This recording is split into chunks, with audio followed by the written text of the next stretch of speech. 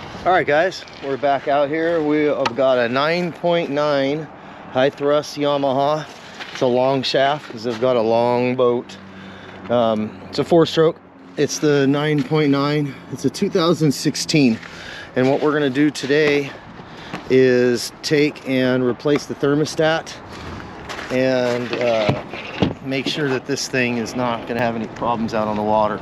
So right now we're just gonna pop this latch up just like that. Pop this top up. It just has a little connector back here on the front. Scoop it under and pop it back down. Thing about this engine is when this thermostats go out, it's going to happen out on the water. It's not going to be in your yard. You're going to be broke down on the water with an overheated motor. Not going to be able to troll with your kicker. If it's on the big motor, it's even more important. It could kill you. It can be very dangerous to break down and not be able to turn into bad waves if you're in a bad wave situation. So I'm going to go ahead and take this top off. This is the top cover.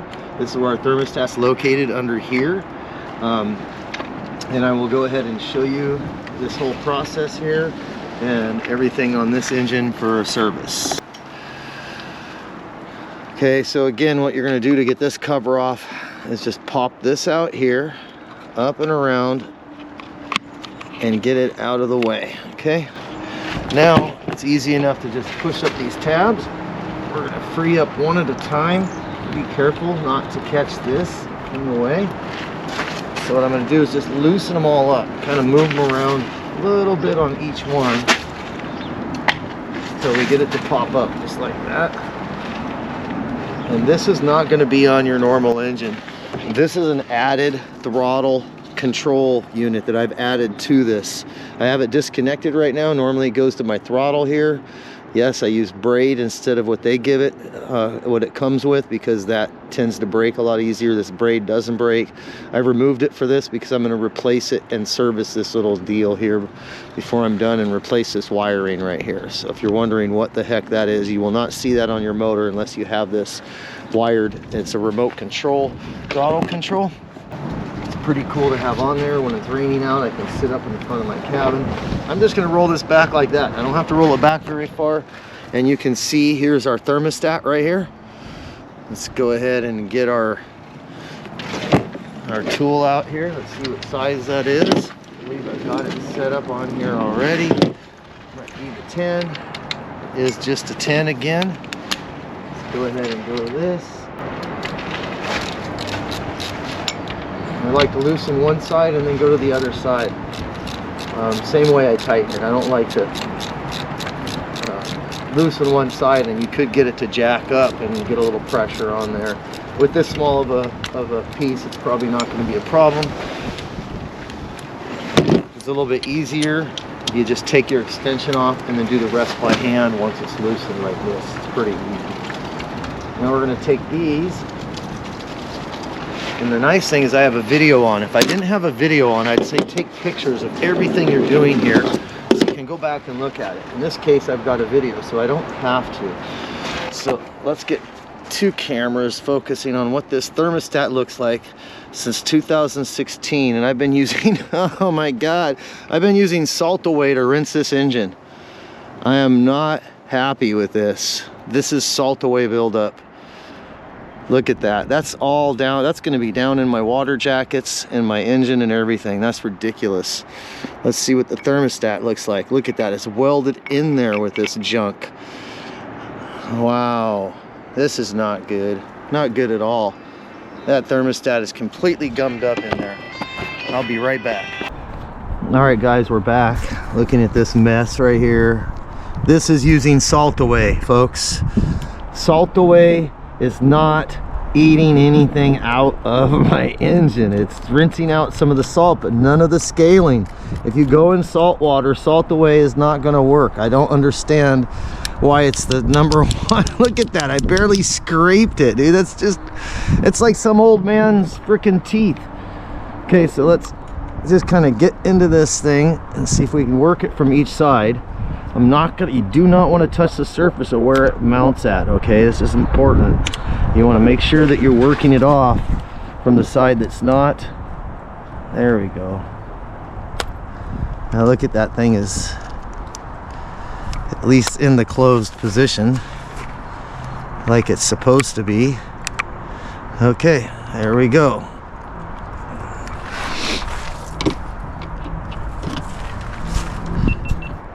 Okay, so all I did was use a pick to get this thermostat out because we had to. You don't want to touch this surface right here with this. You don't want to mar it at all. That is a sealing surface. So I did not do this right here, you guys. Don't dig on that right there. You'll really mess it up. Pushed on here on both sides and work it off. Just get it to pop up a little bit on each side and then you're good to go. We just want to have a video of what this looks like in here. Damaging. I mean, it's a 2016 motor and that buildup should not be in there. I rinse these religiously with SaltAway and clearly it is not enough. It's just not enough. That scaling should not be on there at all. And that's what's going to ruin your thermostat. So you really want to be rinsing with something that's going to actually eat the stuff away that's inside the engine. Use SaltAway to wipe down the outside of the boat because you can see it. You cannot see inside of these important engines.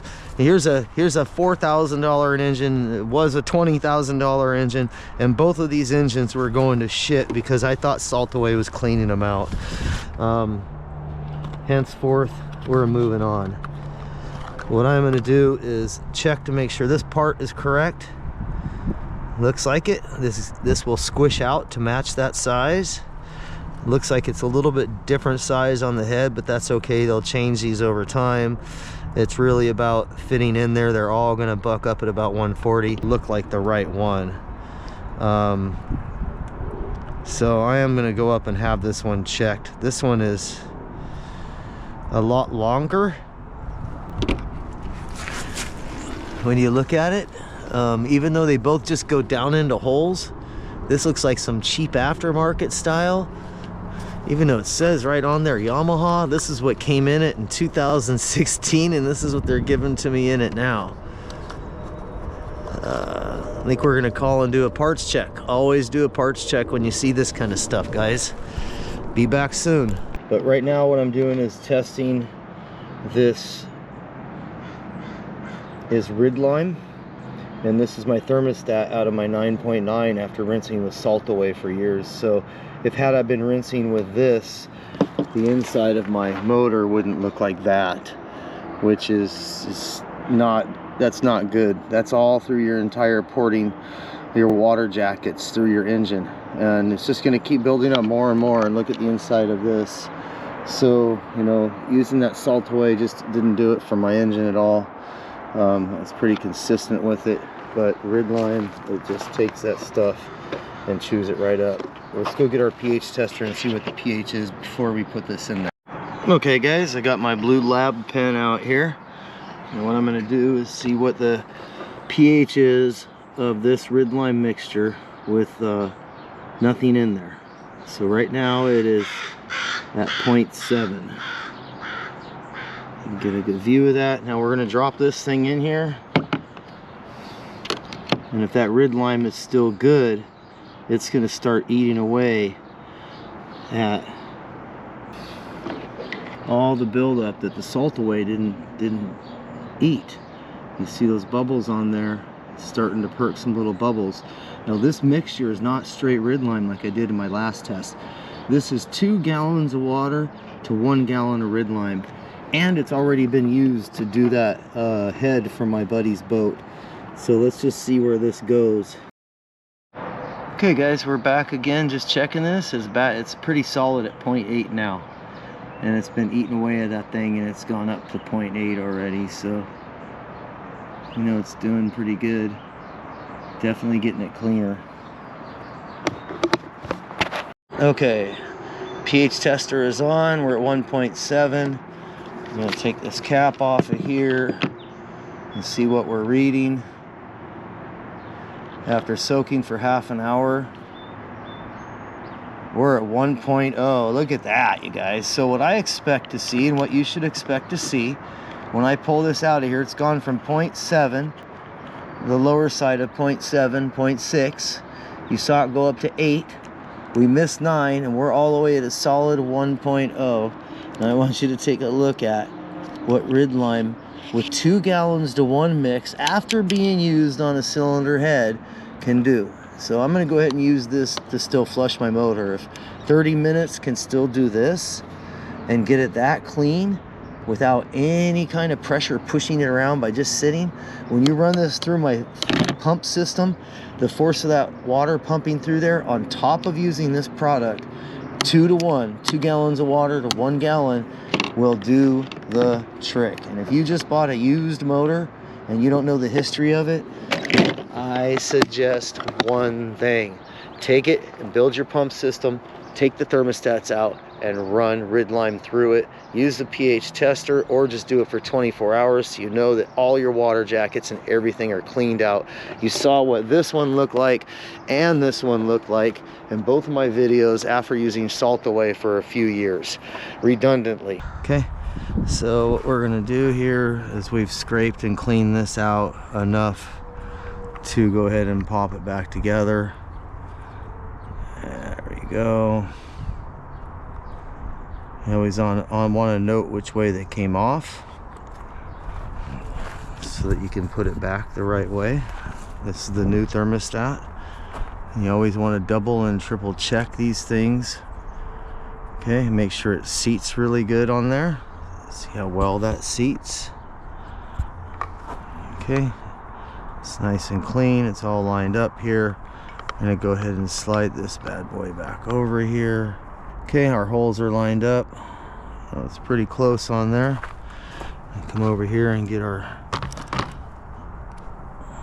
bolts. And see, our old gasket does have that other lineup on there, so you know that we're good to go. Just get them both started by hand is what you want to do. And normally I'd put some grease on here, but I'm going to be pulling this back apart within a few days to flush this engine with Rydlyme, so I'm not too worried about it locking up on me and getting a bunch of carbon buildup. So I'm going to go ahead and change that once we get back.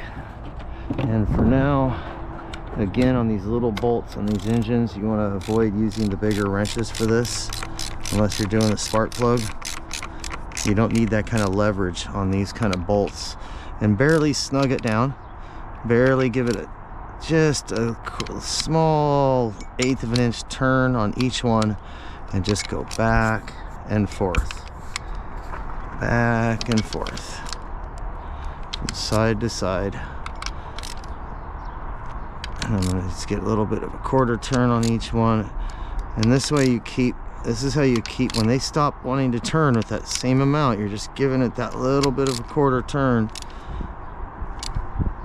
And when it starts to, like right there, same amount of pressure, and it's going to kind of bottom out on you.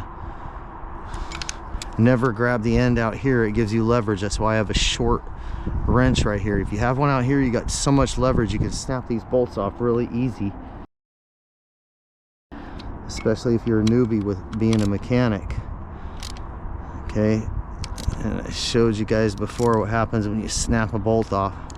These guys did it doing their thermostat replacement actually, and we had to take the head off and go in and get new bolts put in. Okay, but this is going to be all tightened back up and ready to run. I'm going to go take my big motor out and test it on the water, and then we'll flush this one up.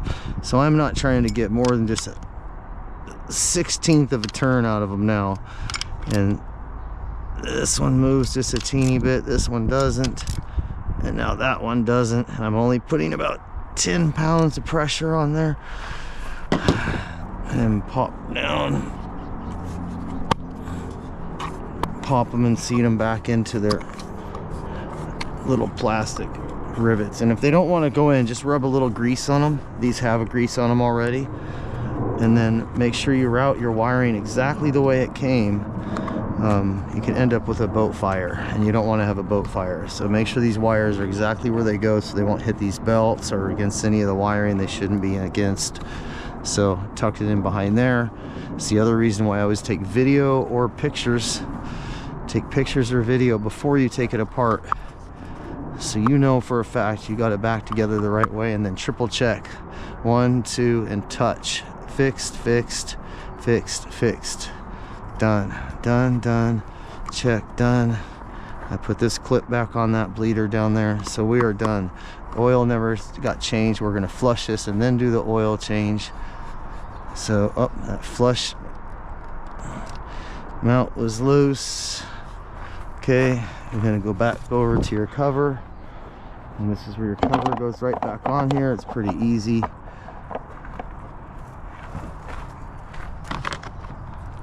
Do the same thing when you tighten the cover down. Do them just one corner at a time.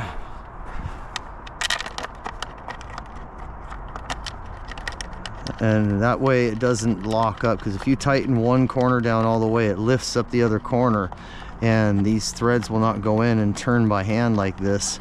What happens is they'll get tight, and if you force it in, it cross threads your threads, and you've now ruined your threads, and you have to retap it and put a helicoil in there to get it fixed again. So if one of them is not starting when you're turning it, it doesn't want to go in, just loosen the other ones and shake the cover a little bit and get them to all go down by hand. If they don't, then clean those threads out. Okay, now I got it done down like that. You can go ahead and put these down by hand now, and just barely snug, so I'm barely getting them snug just by hand. Now put your wrench back on it, just barely give it a little bit of a turn. That one wasn't all the way down by hand, so I mean just a quarter turn. Don't go trying to crank them down really hard yet. Everything you do, cross thread, and I usually go back and forth. If you don't have a back and forth, then go backwards and forwards. So I went to the right, then I went to the left.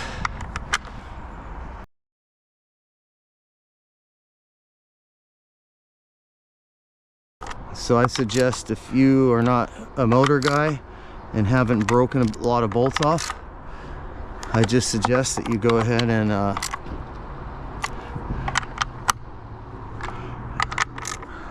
read your torque specs and get a little torque wrench, so that you're not breaking bolts off on an expensive engine.